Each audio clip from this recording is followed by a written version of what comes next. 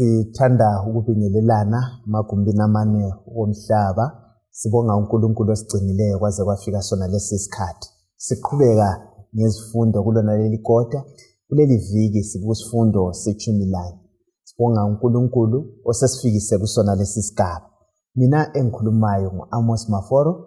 Ngizakunxusa izihlobo zami ukuthi balibingelele labo baziveze ukuthi bangubani. Salibonani lonke izihlobo kuzindawana ezitshiyeneyo. Igama lami ngumfundisi uVizethu Ncube. Siyamukela nahlobo ezithandekayo isifundo njalo esisinikwe nguNkulunkulu ukuthi sifunde okuningi ngaye. Okhulumayo ngumfundisi Miladube. Ngiyalibingelela lonke ngegama leNkosi yethu Jesu. Okhulumayo nguMrs Mpofu. Sizathatha leli thuba ukubana asikhulekeni. Baba wethu okhona ekhaya ezulwini lalapha emhlabeni, sithanda ukukubonga ngesinye njalo isifundo esesingena phakathi kwaso. Sikhulekela ubukhona bukaMoya Engcwele ukubana sichasisele ngcono ebese sincedisa ngamaqiniso akulona leli lizwi bese siphila ngawo. Ngelihle igama leNkosi yethu Jesu siyakhuleka. Amen. Amen. Siyabonga kakhulu. Sihlobo ezithandekayo. Kuningi esilokho sikufunda. Sathi sisungula lapha sathi lezi zinto zilotshelwe thina ukuthi zibe izibonelo kithi ukuze amaphutha enziwa ngabantu bendulo singawaphili. So siyabe senza kuhle babukeli labalaleli uma siyafunda bese senza lokho esikufundayo. Kuleli viki isihloko sethu sithi sona ukuhlubuka nokumelwa. Ukuhlubuka nokumelwa. Ke ngizwe lapha izihlobo zami. Nxa sikhuluma ngokuhlubuka sikhuluma ngani? Yikwenzani ukuhlubuka? Nokumelwa sabe sikhuluma ngani? Angithi iqula labantu nxa liyabe likhona kulesivumelwano thile kumbe kulomthungameli, kumele wonke umuntu ayenze into efananayo evunyelweneyo. Ukuhlubuka yikuflathela. Ukuthi kule nto kumele siyenze na kule ngqubo ethile bese sichibilike senze okunye. Ukumelwa ukuthi kube lo muntu obuya azokuba phakathi uzama ukuhlanganisa lo sephumile lalo kumele alandele bekwenziwe. So ukuhlubuka lesiyafunda ngakho yikuchiya lokho ukuthi okwenziwe ngumuntu odalwe nguNkulunkulu abe senze into engayisiyo. Uchiye lokho okulayiwe ukuthi ukwenze. Fundisi. Ngicabanga ukuthi umfundisi ukubeke ngendlela ecacileyo kakhulu. Ukuflathela yikuhlubuka. Ngezinye indlela ngokuhlubuka kuba lomkenke omkhulu phakathi kwalabo abantu abade bebabili la. Umango ususiba mude kodwa ke sinanzelela ukuthi ukumelwa ke yikubuyisana lumuntu lo ngosesiza ukuba laba ade sekulomkenke phakathi. Umkenke lo unjani? Uvaleke. Sesingakhuluma njengebridge ibholoho ukuthi nangu lo muntu sesenza ukuthi indlela ihambeke kunhlangothi zombili. Kakhulu. Manje khona ongakutsho ngalendaba. Ukuhlubuka sithola khona lapho ukuthi yinto oyabuyazi mhlophe ukuthi kumele uyenze kodwa ungubuso ungasayenzi. Then nxa singezelela khonapho ekumelweni lapha lokuncengelwa ukuthi kulento kade kumele ikwehlele ngalokho yabukwenzile kodwa bese kusiba khona umuntu ozancenga ukuthi kungakwehleli lokho kumele kukwehlele. Asambeni ke sihlobo siye eSinayi. uIsrayeli usesukile eGibhithe wachapha ulwandle olubomvu. Usefikile eSinayi. uNkulunkulu umgcinile kuthiwa kwakulamadoda angaba 600,000 men. Labo umkabo labantwana. Sikhuluma ngabantu abangadlula imillion. uNkulunkulu uyabanakekela, ubanikeza ukudla, imana, ubanikeza amanzi. Ubagcinile enkangala. Izembatho zabo kazidabuki. uNkulunkulu uyabanakekela. Moses sesibiziwe uNkulunkulu ukuthi kaqanse intaba azomnikeza umthetho wakhe. Indaba siyayazi. Ngicomba wona lumpikitsha yikho sesikhona la for 40 days and 40 nights. Ubusuku obungaba ngamachumi amane base usentabeni lapha. uIsrayeli usele uphansi la. Yikho kwenzakala izigigaba zonke lezi. Sebeqala ukuhlubuka. Indaba esingayo kulona leli viki. Mandlo ngicela usibalele indinyana yethu okwaziwa ngekhanda. U-Exodus ngo-32 ivesi ngo-31 usiya ku-32. Israyeli uphansi lapha usenzile isithombe sakhe sethole lesi legolide usekhonza sona ugida kuyakholiswa uMose usentabeni. Nansi ingxoxo esingayo kuyona le iviki ithini indinyana yethu okwaziwa ngekhanda. Ngakho uMose wabuyela kuJehova wathi kuye, "Awu, abantu laba sebenze isono esikhulu kakhulu, bazenzele onkulunkulu ngegolide. Ake ubathethelele izono zabo. Kodwa uma kungenjalo, ngesula ogwalweni olulobileyo." Sike sitsho lapha, kuyavuma yini ngemva kokwenzelwa izimanga bachaphulwa nje lubomvu sesithilo ngendlela ababesidla ngayo begcinwe ngayo. Kuyavuma yini ukuthi umuntu ahlubuke esigabeni esinjengasona lesi kulensika eyeze ebusuku emini uNkulunkulu ukhonapho? Ngicela ukuthi engxenye akasiphindele livesi. Iyangithathekisa ikakhulu sikhangelena lindinyana yakwaziwa ngekhanda usahluko ngubani ngo-32 ivesi ngubani 31 32. Uvesi ngu-31 no-32 kulento engifisa siyinanzelele la. Ngicela uyiphinde kulamabala ambalwa lapha. Ngakho uMose wabuyela kuJehova wathi kuye, "Awu, abantu laba sebenze isono esikhulu kakhulu, bazenzele onkulunkulu ngegolide. Ake ubathethelele izono zabo. Kodwa uma kungenjalo, ngesula ogwalweni olulobileyo." So engifisa sikunanzelele lapha ukuthi uMose la uthatha i-risk. Angitsho uyabona abantu laba sebenjani sebonile lapha ngitsho bonile kuThixo uyavuma ukuthi bonile kuThixo but esevumile futhi ukuthi bonile kubani kuThixo abe sebafisela ukuthi bathethelelwe ini aphinda afaka icondition. Uyazwisisa ukuthi umuntu osekumlimi lapha ngitsho ungavuma iziphambeko zakho uyalotshwa ogwalweni. So ke yena uyakuzwisisa ukuthi ubudlelwano bakhe lo nkulunkulu bunjani bundawonye. Ekuzwisisa lokho abese sithi hayi la nxa mina ngivela kuwe baba. Mina ngivela kuwe ngiyakwazi mina ubudlelwano bami lawe buqotho. Kodwa nxa laba abantu labo usungabalahla lahla mina ngilobudlelwano ngcono lawe ngani laba abangela budlelwano nawe. Mina ngibona ngathi kujule kakhulu ya kujulile indaba yokubuyisana yokuncengela. Yes, ngithathekiswe ngumbuzo ukuthi kuyavuma yini. Alright, yes. Ngesizukulwane sethu ngithi kuyavuma esibuza. Nxa laba abantu benza nje thina senza ukudlula lapho. Ngoba kule vesi ngaphansi lapha uMakhoba 1:6 vesi ngo-13. Yes. Uthi na uNkulunkulu bakhohlwa imisebenzi kaNkulunkulu. Abazange balinde iziyalo zakhe. Right. Bakhohlwa lezimanga. Yes. Khangela ukuthi thina silo Kristu ofesi phambanweni. Yes. Mhla ka-25 December sazifakelela ngalethe lingayisembhalweni siyahamba siyekhumbula ukuzalwa kwakhe. Kodwa siyakhohlwa ukuthi wazalelani. Bese simzwana ukuzala lapha esiganga khona kakhulu. Yes. Sinathi into ezidakisa. So ukusuka kuNkulunkulu kuyavuma ukuthi ukhohlwe ukuthi wenzele. Kodwa ungaba njengoMose uhlale kuNkulunkulu kakuvumi ngoba ubukhona bukaNkulunkulu kuyenqabela ukusuka kuye. Kakhulu kunenge sikwenzeleyo sakuveza kakhulu uNkulunkulu lapha sihlenge khona kodwa kepha yithi sihlubuka. Okunye bengunanzelela ebantwini labo abahlubukayo abanye babe balekele ama-plagues lapha eGibhithe ukuthi bakhona ababuya kuNkulunkulu ngoba bebone izinto zikaNkulunkulu. Bese sinanzelela futhi ukuthi singekela ukuguquka sihamba loNkulunkulu akusoze kusisize ngoba sizabe silonke sihlubuka entandweni yakhe. Kodwa nxa sesithe sambulelwa okukhulu uNkulunkulu akwenzile kumele kudale umahluko ezimpilweni zethu ukwenzela ukuthi kusigcine. Ebengikulanda lapha ukuthi uMose ufake impilo yakhe ufake ngempilo yakhe abantu laba kafuni ukubabona bebhujiswa. Right. Futhi uMose ungananzelela indlela abathanda ngayo uthi ngangcono afake yakhe impilo. Ngibona kuyinto emangalisayo kakhulu uMose ayenza lapho kuthiwa entweni zonke uMose azenzayo this was the noblest of them all. yikho kanye sikubona uKristu senzenjani ekwenza mfundiswa. Ngithintwa into ezimbili la. Yes. Okokuqala ongithintayo ukuthi uMosi uloNkulunkulu 40 days. Right. Uyabusise kuba lo Nkulunkulu 40 days kuye kube isikhathi esifitshane.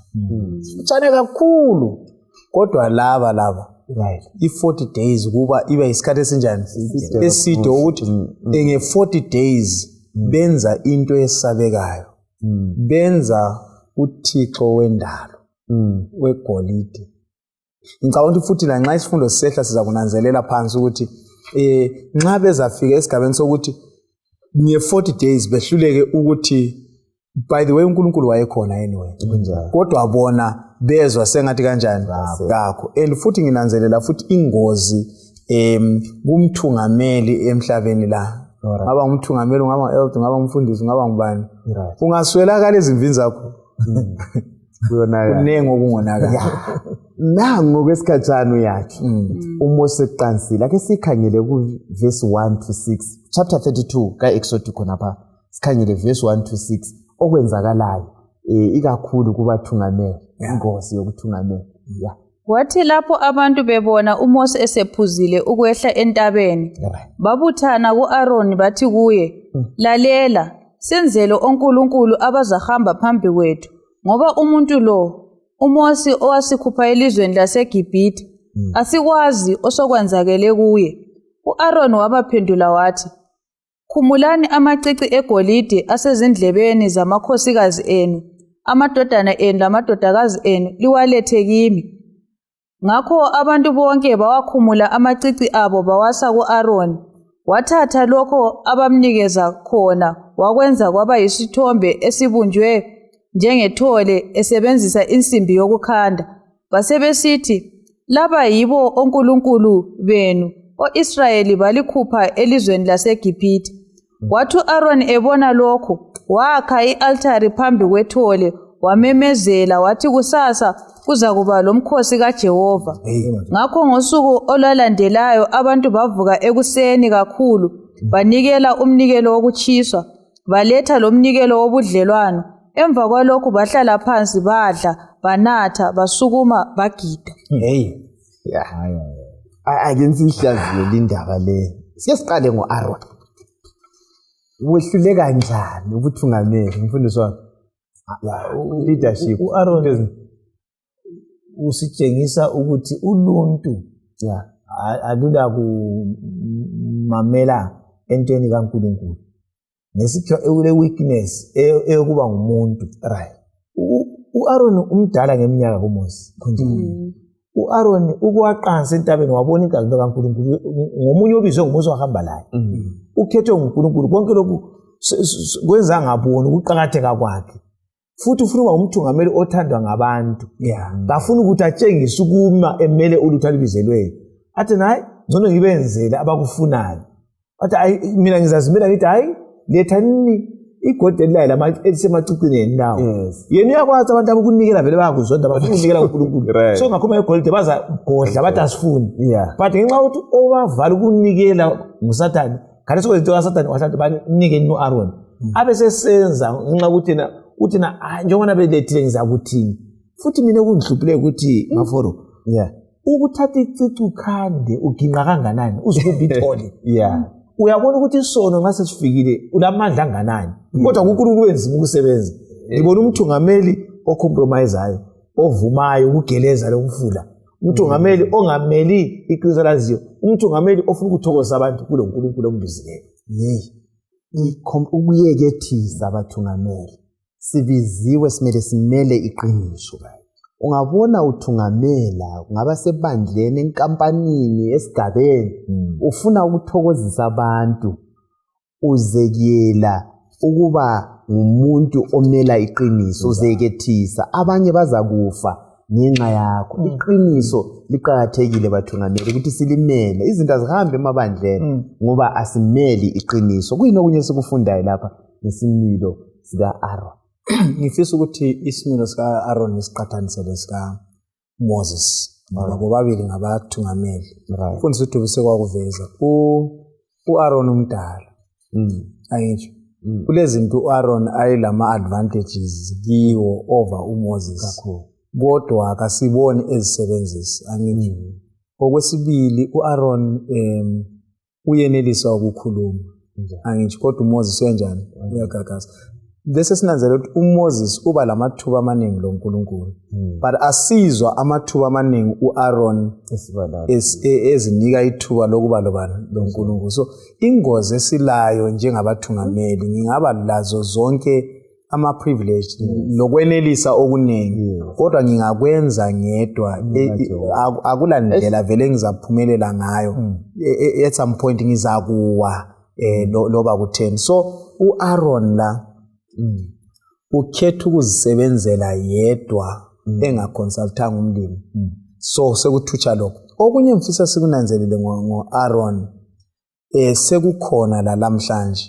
kancane nxa uhambo lokuya ekhaya lusiye emaphethelweni kuningi izinto zomhlaba ezeGibhithe esizilethayo namhlanje ngebizo lenkosi ngoba phela bakhuluma ngokukhonza la bafuna ukuthi kukhonzwe la kodwa ukukhonza kwabo kunjani so ziningi izinto lakathesi esezingenile even eChurch esizekelayo njengabathungameli ngicela ukuthi ngikhuthaze mthungameli lapho khona ungafisi ukuba legama esigabeni lapho ufanele umele iqiniso ngoba ibandla liza limala kuze kufike esigabeni sokuthi uNkulunkulu athi sembabulala bonke but iweakness abantu ngamthungameli kakhulu siyabadinga amadoda amayo amela iqiniso angithi manje okunye mina engunanzeleleyo ukuthi lanxa uAaron wehluleka njengomthungameli kuthiwa bakhona abameli iqiniso abakweLevi lapha bathola besima eqinisweni okungangokuthi khethekile ukuthi osithungamele ekwenzeni okubi ngobani uNkulunkulu umthetho wakhe uyala unjalo kubathungameli lakubalandeli kuyafanana ungakhangela maforo khona lapho uAaron ngendlela ayenze ngayo kuthiwa isono sakhe sabasikhulu ukudlula abanye nxa usiya phambili leBhayibhili akuthi ukuthi abantu ithole lenzwa nguAaron uAaron waba nguye umthwalo wonke wehlela phezulu kwakhe njengomthungameli ukuthi singekethisa ekumeleni iqiniso siyekethise ekukhuzeni ngicabangela ukuthi ekuqaliseni vele bekhuluma wahle wakumisa kwakuzahle kube lula yes ande kaningi nxa sokwenzakile simbona uAaron sizama ukujustify ukuthi hayi indaba kwenzakile kaningi ungababuthakathaka ebuthungamelini bakho uyeqalisa ukusola kufana kunje into nxa zonakala kodube susola umama susola abantwana bayabephambanisile ngubani yes so sikhanyelelwe njengabathungameli ukuthi sime lapho esimele sime khona into nxa irongo singayamukeli ngase into engiyifunda ngabathungameli ngizabe lokho ngiqathanisa abathungameli ababili ngabathungameli bebandla elifananayo lapho alright angitsho abantwana bakaNkulunkulu la behlukene angithi omunye ucompromise omunye unjani umi eqinisweni so ke lakhathesi kungasimangalisi ukuthi emabandleni uthole kuyibuthungameli kodwa buphikisana angisho maye ke phela kulo oza kubamba inkani eseluhlwini lwesitha sikaNkulunkulu so ngicabanga ukuthi sonke njengebandla labathungameli bonke ebandleni asimeni simesabe uNkulunkulu ngoba uverse 6 ungethuse kakhulu ngoba uthi ngenxa yokuvuma kwakhe ubani uAaron ithi abantwana bakwaIsrayeli basukuma baze banjani batholakala benatha begida izinto ade benjani njalo sebephumile kizo ungakhangela eGibhithe yebo kuthiwa kwakukhona lezi zinto but asitshelwa ukuthi uIsrayeli wayegida la nxa kwakungabe kukhona kodwa kasilambali kaIsrayeli egidela izithombe right but lapha sesithola sebenjani sebegidela izithombe ngenxa yesenzo somthungameli kakhulu ngilombono ofika kimi la yebo antsho liyakwazi uIsrayeli icicwa lithole eGibhithe kunjani wayengalali yes ngiyabona ingozi yokuthi ungafike eGibhithe usuthatha into zakho yes sisekukholweni into zomhlaba singazifake ukukholweni yes ziba imvubelo embi phambili Zachaphulwa nje bayenza ngalithi zachaphulwa nje Umfundisi. Singathwali izinto zomhlaba sikhambela nje enkonzweni. Zihlala zingokulibhomba okuncane kuzadubuka phambili. So asibeni umsulwa sihlambule phambi kwenkosi ukuze la phambili siyenqoba kunjalo kakhulu. Yes. Ukwayithinta Mfundisi indaba yokunikela uthi babelawo macici igolide lifunakala endlini yenkosi lingabuyi. Kodwa esithombeni nanto selikhona ngithi vele umlimo lomusa asenzele kahle. Sike sikhangele indaba yobubi lokuhlubuka lokho. Khayela uvesi ngo6 esisuka kiyo. Kubathungamela ngapi ukukhonzwa kwezithombe khona lokho kuthungamela uIsrael ukuthi ayekwenza nango segida nango vele nxa sokugidwa kwakunathwa la angithi vele abantu aseyibo nxa sokulapha usamazi umamazalo usamazi umkhwenyana kuyabe kusa right verse sibalele lapha verse 6 ngakho ngosuku olwalandelayo abantu bavuka ekuseni kakhulu banikela umnikelo wokuchiswa baletha lomnikelo wobudlelwano emva kwalokho bahlala phansi badla banatha basukuma bagida. Kuyini esikufunda even kusizukulwane sakhathesi uAaron uthena nangu uNkulunkulu wena owalukhipha eGibhithe ekhuluma into engayisiyo ukhuluma inyamazana bona ngabantu sebenza umfaniso wenyamazana bakhutshwe inyamazana kulokuthi bakhutshwe uNkulunkulu balomfaniso kaNkulunkulu bona sebenza bayezehlisa baba njengenyamazana. So uyabona isono ungasenza uba inyamazana phakathi kwabantu. So sebegidela inyamazana bayenza uNkulunkulu umlimo sebemkhuphile bamlinganisa lenyamazana. uNkulunkulu lo nguye osebenza baze bayenza into abangayenziyo eyokugida athi ngezwe kwaIsrael. So imigido eliyibona isenziwe eminingi lezi inkonzweni ayiso kamlimi ngoba kuyapesuka ngasebenzi baleli buhlungu. Abantu bayenza izinto azakuzibone bakhulume ngoNkulunkulu emlonyeni kodwa bakwenzayo kaSuku kaThixo baginqe. So ithole lithungamela ukuthi ucina usenza into engayisiyo. Ukugida konke okuba khona kuzala izono emigidweni eminingi kuyafetshwa khona pha kakhulu kuyanathwa ukwenziwa yonke into ongayikhuluma uNkulunkulu uzosixwayisa ukuthi ungahlamuka kuThixo wenza bonke ububi akathi ungabazi ugcina ubenza ngoba amathole la ithole elenziwa leli lazala ububi obunengi esingabubalisa sithina yibo benza ukuthi lo mhlaba usale sobiza igama lathi singene izingoma lokukhuluma kodwa abantu bengekho kuNkulunkulu. Enye into engiphuma la lapha isequence indlela okufakwe ngayo isenzo sabo ithi emva kwalokho bahlala phansi badla banatha basukuma bagida. So bahlala njani phansi badlani lokho kwabadlayo kwabathungamela ukuthi banathe lokho lokho abakunathayo lokho kwabathungamela ukuthi basukume sebesukumile kwabalela ukungagidi. Nantu uhlupho abantu laba engifisa sikunanzelele okwenza lo nkulunkulu athukuthele kakhulu yikuthi thina sizidalwa ngisho kunjalo sidalwe ngomfanekiso kabani kaNkulunkulu kodwa bona benza iprocess ye-creation yaba i-reverse ukuthi kathesi kulokuthi kudalwe uNkulunkulu adale isidalwa isidalwa sidala uNkulunkulu. Uyabona isidalwa esingubani esingumuntu sesidala ini uNkulunkulu. Unfortunately futhi kabasamdali uNkulunkulu wabo ngomfanekiso wabani wabo bamdala ngomfanekiso wani wenyamazana okuyikuthi bathi ukuthi bona isono sesibehlise to a point ukuthi bona ngokwabo abaseyibo bantu sebeyizo inyamazana. Ethinta kahle Mfundisi uluntu solukhonza izidalwa sesizidalela bethu uNkulunkulu abanye basezikhwameni singabaqamba.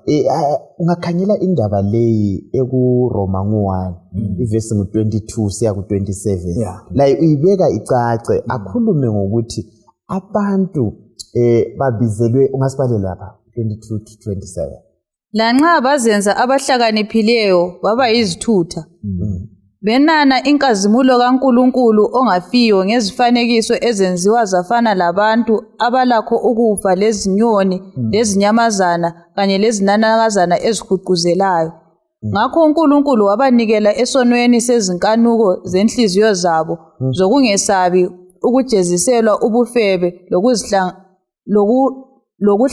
lokuhlazisana imizimba yabo omunye komunye, benana iqiniso likaNkulunkulu ngamanga, badumisa bekhonza izinto ezidalwayo kulomdali odunyiswa kuze kube nini lanini. Amen.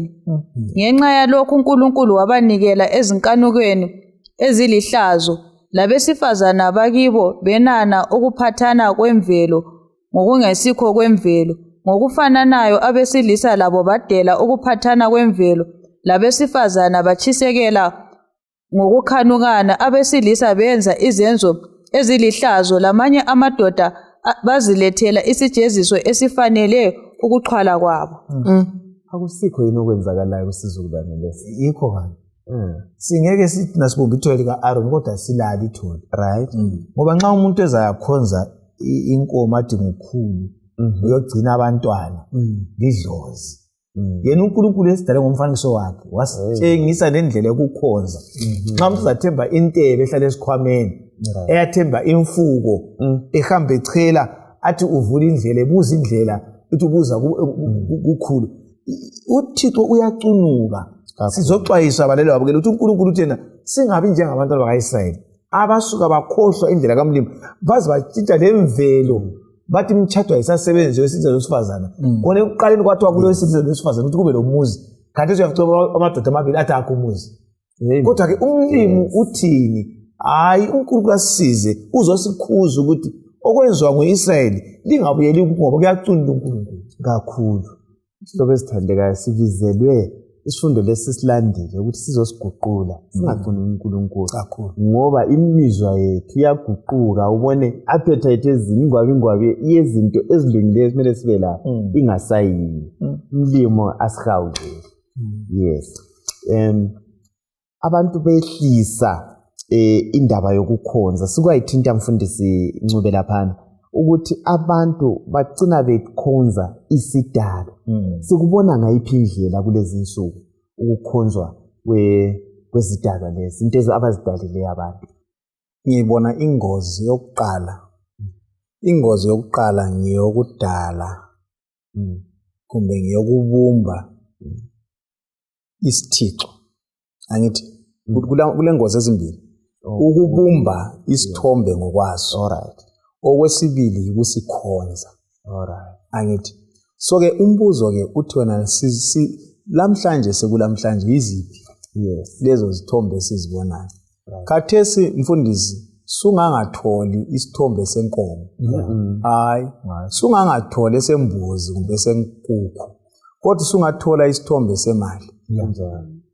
Sungathola isithombe samandla ukuthi ubani uyahamba esezinyangeni ukuyadinga amandla ukuthi nxa ngihamba ngizwakala ukuthi ngilamandla. Ungakhuluma athi nazi izixhingi sizithweleleza angithi khathesi nxa singavumelana sithi asitshintshane namafoni lapha sikhipha ama-password. Bangaki bethu abangavuma ukuthi hayikhululeka izinto eziphakathi kwamafoni ngikhuluma ngepornography abantu babona ubuze babantu kuyesabeka izinto ezikhona ziyesabeka. Khuluma omunye umuntu nxa ungathatha ilanga elilodwa ukuthi uthatha isikhathi esinganani efonini uthatha isikhathi esinganani eBhayibhelini ngoba ngifuna ukuthi nxa sikunanzelela sikhuluma ngezithombe lezi kungani izikhatshana kodwa izithombe siziphethe ngapi ezandleni zethu. Omunye umuntu uyenelisa ukuthi esengene emoteni wagada imota kumbe ibhasi kumbe uyadrive uyachayela uya lapha yakhona ananzela ukuthi sengikhohlwa ifoni uyachibilika buyela ayethatha yini kodwa ngeke abuyele esithi ngichiye iBhayibheli. So izinto esinjengazona lezo ngicabanga ukuthi nxa sikhuluma indaba yezithombe asijule nini sibili sikhangele ukuthi izithombe lezi zinengi kakhulu. Omunye butshwala uthola umuntu nje akuphileka omunye yikudla hayi mina into ezinjengazona. Asiqapheleni isihlobo esithandekayo kunengi esesikukhonza endaweni kaJehova. Sicela ukhangele uExodus 32 ivesi 7 to 8. uNkulunkulu uthini lapha kuMose nxa wayesebone okwenzakalayo phansi lapha. Verse 7. Lapho ke uJehova wathi kuMose, yehla uye phansi ngoba abantu bakho owabakhupha elizweni laseGibhithe sebonakele baphangisile badela konke engabalaya khona bazenzela isithombe esibunjwe safana lethole basikhothamele banikela iminikelo kiso bathi laba yibo onkulunkulu benu bako-Israyeli abalikhupha eGibhithe. Nansi indaba umdala ubebona konke kusenzakala ngithi phela sela incebo yakhe ukuthi yenze njani bakithi uyebona ya kuyini okwenzakalayo lapha. U-Israyeli lapha usasitshengisa ukuthi ngenxa yokungabekezeli akwenzileyo sefike ekugcineni kokuzehlisa kokuthi azabona ukuthi into engakhulumiyo engahambiyo ibe yiyo emsusa eGibhithe. Kanti ke bese eGibhithe ithole leli belingekho. Lo nkulunkulu bekhuluma la besebenzisa uMose. Kanti sisokule ithole lingakhulumeli ngathi sebelikhonza yikwehla kokwazi uNkulunkulu ugcina siba njengenyamazana. So ikuxwayisana ukuthi singafulathela uNkulunkulu siyehla sifike lapho esingathi siyamanga ngathi ngize ngenze into bengicabangani wenziwa ukuthi uNkulunkulu angaphuma usaza amadimoni akhe uyathatha akwenze yonke into engaba inkemenge bangaza kuyibona. Kuqhakathekile ke ukuhlala sikuNkulunkulu ubuso bukaThixo ngokubona elizwini lakhe ngokukhuleka kuyasenqabela ukwenza okungamatholo okuningi esikuqambileyo. Yes. Ngibona ngiyawezwa amazwi ivina asesetshenziswa lapha. Khona bakuveza ngusebe. Umlimi sithi hamba ebantwini bakho owabakhiphe eGibhithe. Into sethe wena onkulu kodwa ngibona indlela futhi udinga ukuthi abuyisane la. Ngoba ethukuthele laka lakhe wayengababhidliza hlaqedelane la. Kodwa sethumela uMose indlela yokubuyisana uNkulunkulu ayivusayo futhi uyathumela Amos 3:7 uNkulunkulu kayenzi lutho engathumelanga inceke zakhe abaprofeti angazi kumbe sitholana okunye lapha. Okunye ngiphuma lapho lapha yikunanzelela ukuthi nxa kulesono esikhulu uIsrael asenzayo isono sokufika kuzinga lokuthi uNkulunkulu kasenguNkulunkulu. Yes.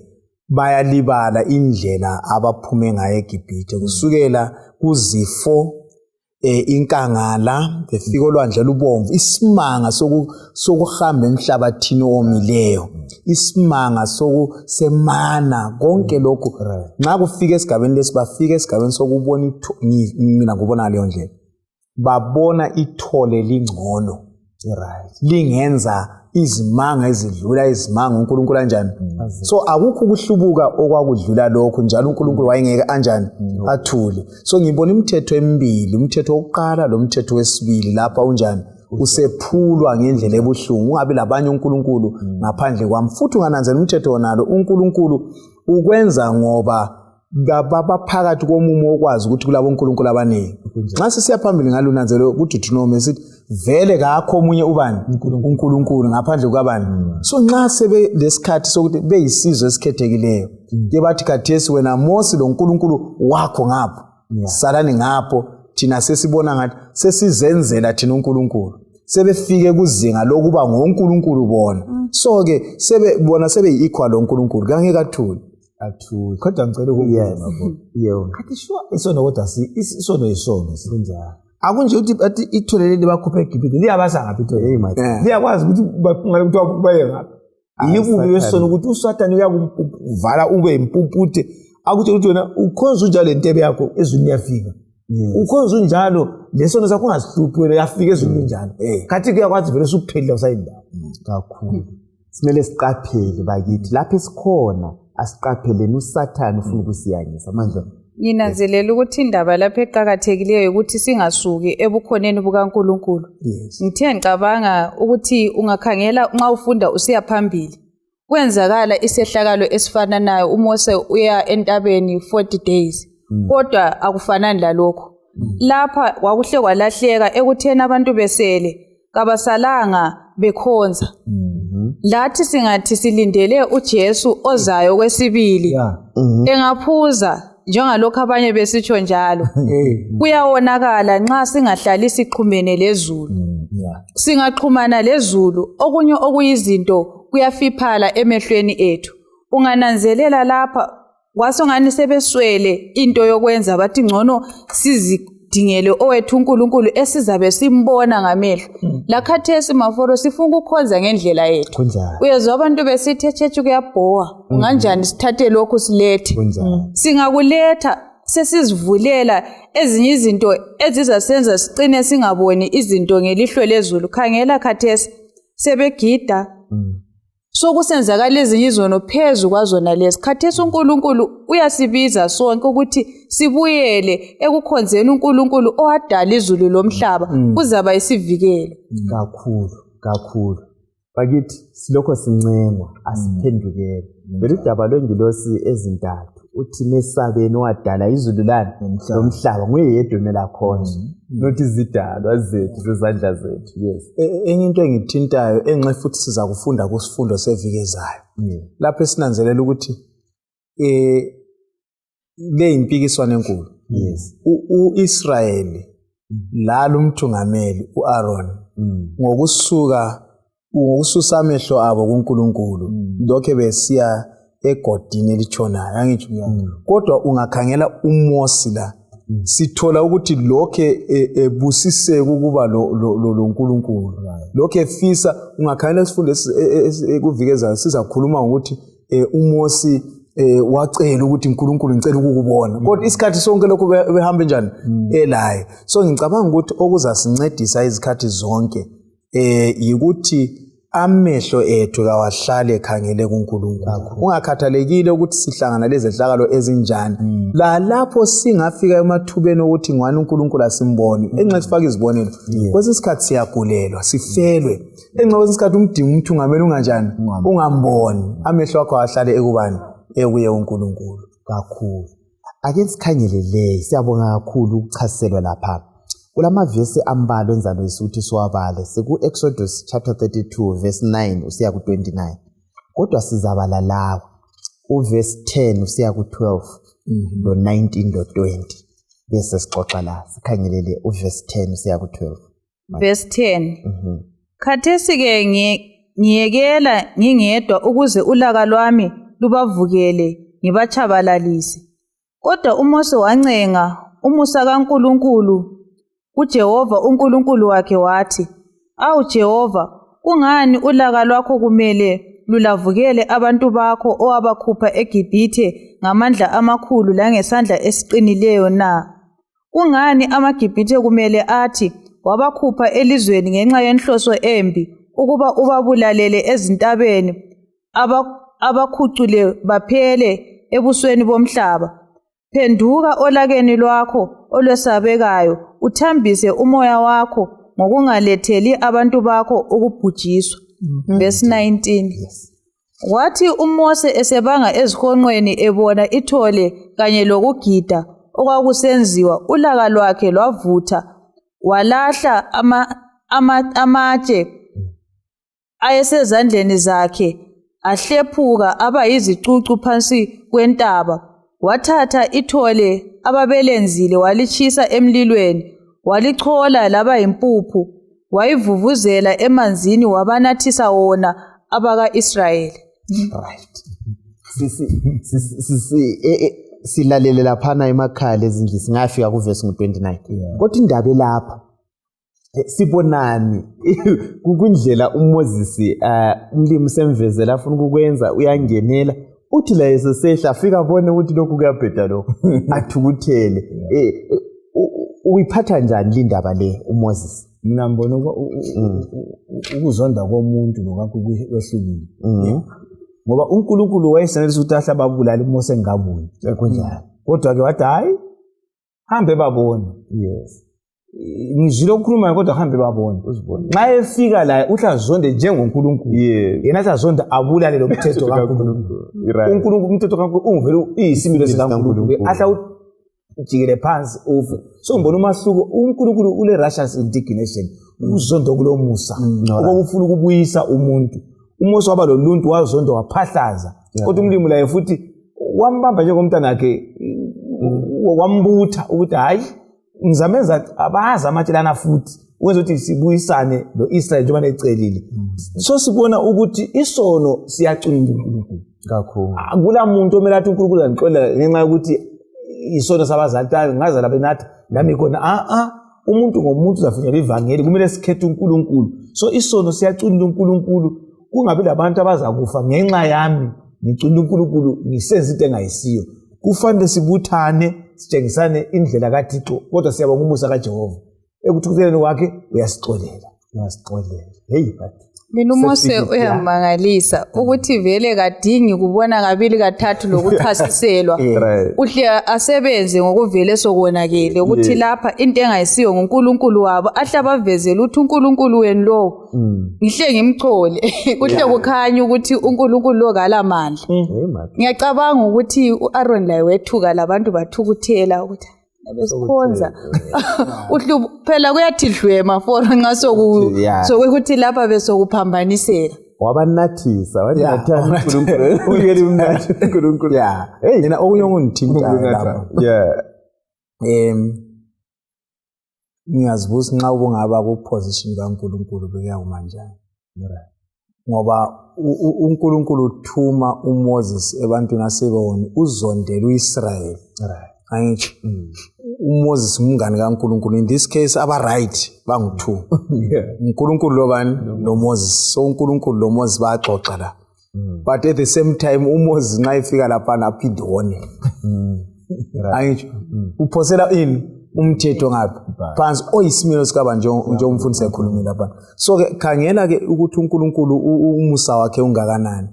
One usehlenga loIsrael ovele ewonile aphinde futhi ahlenga ubani lalo uMose eqeda ke angithi uMose yena ubanathisile ngale lo uNkulunkulu uyamnathisa uMose buyela uyedinga izibhebhe ezinjani ezimbili uzenze njengesanini ziyaza uqala kodwa engikwenzileyo awusoze wena unjani ukwenze yimi enza kwenza ngiubhale mina futhi ini umthetho futhi esikufunda la ukuthi umthetho kaNkulunkulu umi kuze kube phakade wena ungawuphambanisa uthini kodwa umi kuze kube njani yikho seze wawubhala kwaba ngwesingane ngwesibili so lo othena yena umthetho kaNkulunkulu kawuqhakathekanga wenza iphutha elimangalisayo ngoba uNkulunkulu even lapho usuphoselwe phansi wawubuyelela kanjani wawuloba phansi kakhulu sibona uNkulunkulu esenza izimanga esindisa abantu bakhe uNkulunkulu vele lothando kalokho siza kubona kuvikezayo ukuthi yena uluthando uyabekezela abantu bewonile benjalo uNkulunkulu uyabekezela sithola ukuthi kulesizwe esisodwa esasingaphathekanga lapha isizwe sikaAaron sika Levi bama yikho bahle baPaula wathi ngabapriest so esiyakhona lapha mfundisi Ncube ukuthi loba abantu besenza amanyalo bakhona abangapha yazi kwesisikhathi uyathola bonke abantu bayakwenza wonke umuntu uyakwenza hayi bakhona abamileyo ikhona insali isikhathi zonke lokho singakukhohlwa sifundane lapha ikakhulu kundatshana lesibalileyo umfundisi Dube ikakhulu ngamandla okuncengela sibona uMose uNkulunkulu uyabhidla wancenga wabuyisana sifundane lapha ngalokho futhi sifundane ngathi bakhona yini abantu esimele ngabe siyabancengela sibakhuleke sifunda isimbilo sikaNkulunkulu sasesikuMose ukuthi lanxa umuntu ewonile kuhle ukubutha kulokuchitha ungafika uchitha ncengela ababili abaxabeneyo kube lokuthula uMose vele ngesiqu sakhe lapha ugqoke isiqu sikaJesu ukuthi uJesu uncengela umhlaba wonke ukuthi baba bonile kodwa baba amanxeba ami ngabathetheleni so uMose simfice isifundisa ukuthi ukuxolelwa kukhona kuNkulunkulu oxolelweyo ke kawisa lo uNkulunkulu amkhonza ephambili so sitshengiswa ukulunga kukaNkulunkulu kwasokulo Mose kakugodlanga uMose wakuhambisa kwabanye la ukuthi hayi bazalwane uNkulunkulu lo akade ngilaye uyalixolela buyanini sikhonze njalo kutsha siye phambili umlimi kasiphathise asisize sibone ukuncengela esikwenzela ngoKristu esiphambanweni bese sincengela nathi abanye ngokubakhulekela emulini okuyo yena lowana umbona eyisidakwa amkhulekele ombona elokwehluleka thile mkhulekele kusilungele ngale bandla mkhulekele ngoba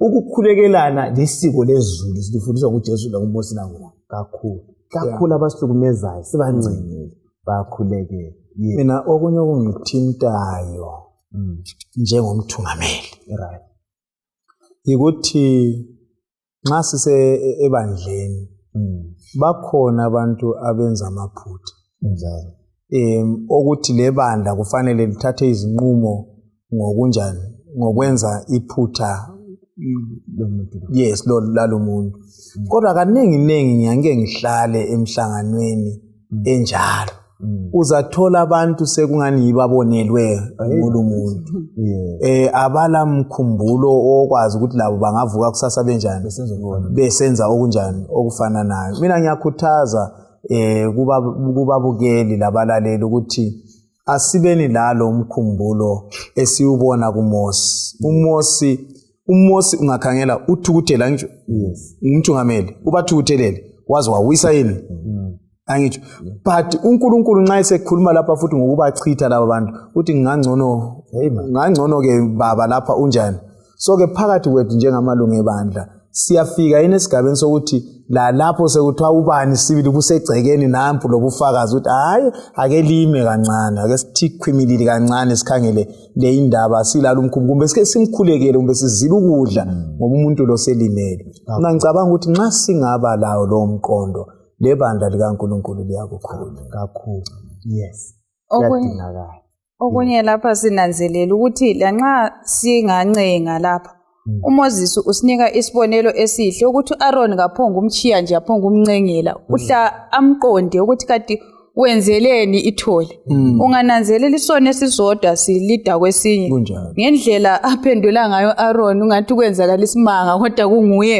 obelesandla ukuthi kwezinye izikhathi njengabathungameli siphakathi kwempenkulu ngiyacabanga ukuthi wayezama ukuthi amkhone uMoses ukuthi abe sesayidini lakhe ukuthi lapha abantu bathe seblame abantu so kuyadinga ukuhlakanipha kwezulu nxa sithungamela kakhulu uvume lapho nxa uphambanisile uyancediseka asikhangele uvesi ngo32 uchapter yona le esikiyo u32 ivesi ngo30 siya ku32 ake ubathethelele izono zabo kodwa uma kungenjalo ngesula ogwaleni olulobileyo uJehova wamphendula uMose wathi lo owenze isono kimi ngizamesula ogwalweni lwami verse 32 right nanku siyafunda lapha ngoMose lokho sekundaba yokuncengela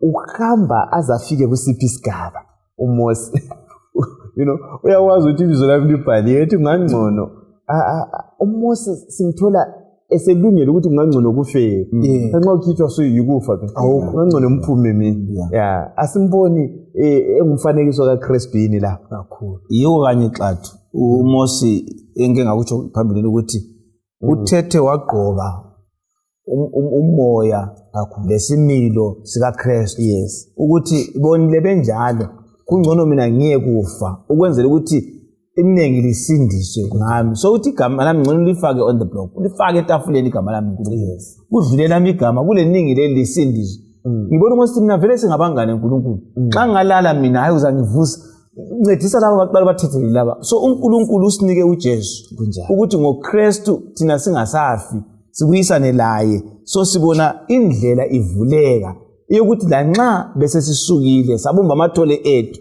safulathela uNkulunkulu sameyisa kodwa singabuyisana la njalo siphinde sibe ngabantu ababi kakhulu so omunye umbuzo ukuthi kambe thina njengabathungameli ngilanda kakhulu abathungameli kambe singaba ngumfanekiso kaJesu yini emhlabeni ngoba khangela uMoses ufike esigabeni sokuthi athi kangife mina ukuvezile kangife njani mina so awubeki lo mqondo wakuKristu Jesu angitsho enguNkulunkulu wakhetha ukuthi azaye kufa ngapi esiphambanweni endaweni yabo bani yethu into engethusa kakhulu lapha ukuthi uMoses uyavuma ukuthi athwale izono ezingaso zakhe kodwa zibe ngezikabani ngezakhe ukuze lo anjani asindiswe mina ngicabanga ukuthi asikwenzeni babukeli labalaleli ukuthi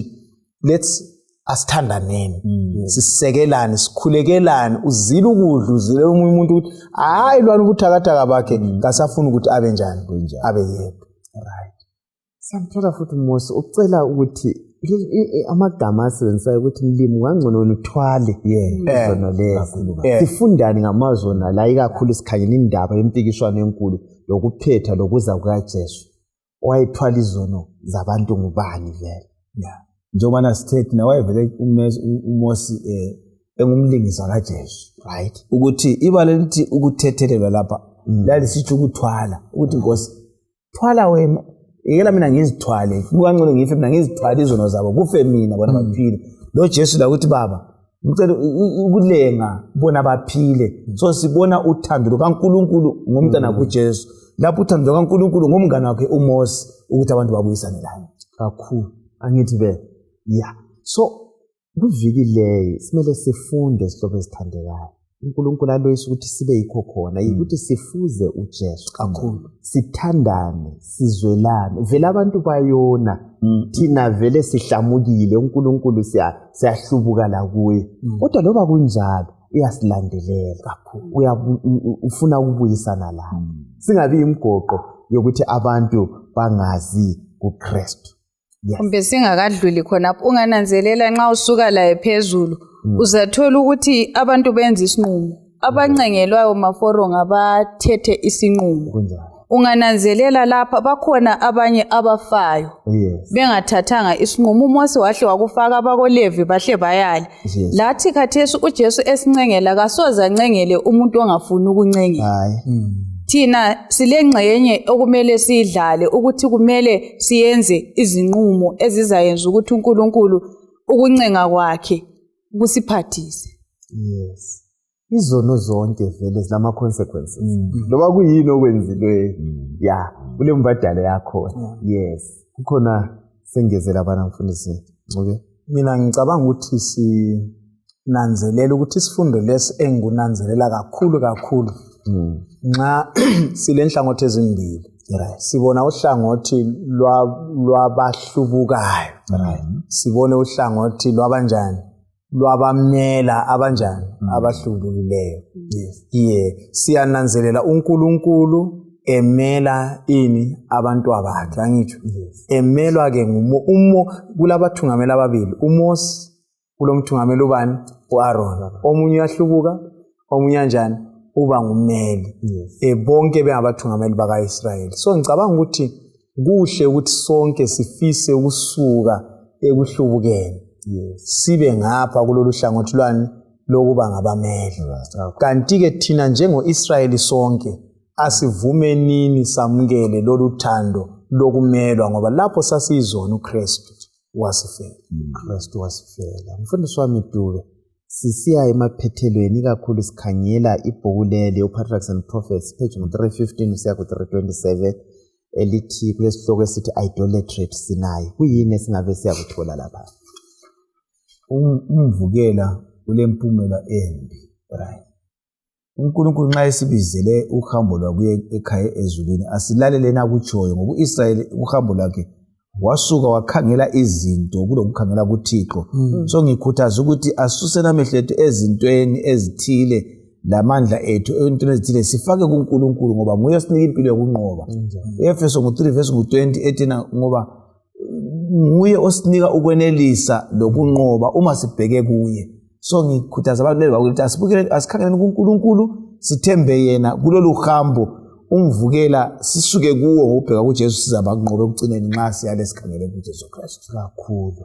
Asibhekeni kuJesu umqalisi lomphelelisi wokukholwa kwethu. Kuyini okumqoka esikutholileyo lapha mfundisi Ncube kusifundo sethu sanamhlanje ofuloyisa ukuthi ababukeli abalaleli basale bekubambile? Ekuhlubukeni konke ukuhlubuka kulesijeziso, right? Njalo enginanzelela uNkulunkulu ekwenza lapha ukuthi sekonakele kaphuzi ukuba abone ukuthi lokhu kuyaqondiswa masinyane.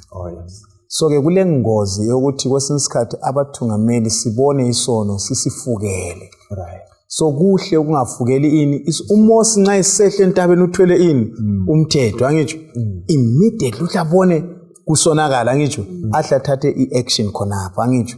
So ke kuhle ukuthi isono kungenzakali njengesikhathi sika-Akhani. Isono kasi athendwe khonapho njani khonapho. Kanti-ke at the same time uNkulunkulu injongo yakhe, umusa wakhe siyawubona wandile ukuthethelela lalabo abangathethelelwa ade kufanele bangathethelelwa ngoba sebelomunye uNkulunkulu abambona ebhetha than uNkulunkulu. Kakhulu. Mlima ngana ngasihawukela.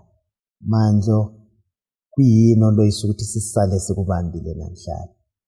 Nginanzelela ukuthi esikumele sikunanzelele ukuthi njengabantu nxa singapha kwelanga ebesifunda ngakho kungasehlela. Esikudingayo nguNkulunkulu ukuthi ahlale lathi, asigcine, asilondoloze. Nxa sihlala kuye uyasincedisa ekuphileni kwethu, singasuka kuye sifune izinto ngendlela yethu, sifune ukuzithokozisa thina, sifune okufunwa yithi ukuthi sifune uNkulunkulu obonakalayo, sifune ukwenza izinto ngendlela yethu. Izinto kazisoze zisihambele kahle, kodwa nxa singakhonza ngendlela kaNkulunkulu, senze izinto ngendlela kaNkulunkulu, kuzasisiza ekuhlubukeni. Kakhulu. Umlimo lomusa ngana ngaba lathi siqaphele isikhathi sona lesi abantu bayahlubuka. Kodwa thina asibenzise ohlangothi lokuncengela uIsrayeli, sincengela abantu baze ekusindisweni. Kukho konke esikwenzayo asiphakamiseni uJesu, sithande abantu, sithande izolo. Angithi singathandi isono, sithande izolo, sibancengele kube lokubuyiswana. Izilingo ziningi, usazoba kunene. Mlimi nxa ekhuza simuzwe. Sizakucela mfundisi Ncube usikhuleke. Asithandazeni. Baba wethu othandekayo osezulwini, siyabonga isifundo esilamandla kangaka. Lapho ekoneni kwethu sivezela uthando lwakho. Kanti-ke Nkosi ungehlisi isilinganiso lesijeziso lapho kufanele sibe khona. Umthandazo wethu yikuthi siphendukele ngakuwe. Umthandazo wethu yikuthi njengabathungameli silithande ibandla lakho esilithungamelayo. Uthi lathi esithunganyelwayo silalele ubuthungameli bakho, singonisi ubuthungameli njengalokho kwenziwa u-Israyeli ukuba u-Aaron abe ngomunye ozakwenza bathungamele ekuphumeni entandweni yakho. Sigcine sisethembeni, sigcine sisemthethweni wakho, sigcine sikulalela, sifundise ukuthandana lokusekelana ezwini lakho. Ekupheleni Baba sifisa ukuba khona sonke embusweni wakho. NgoJesu siyakhuleka. Amen.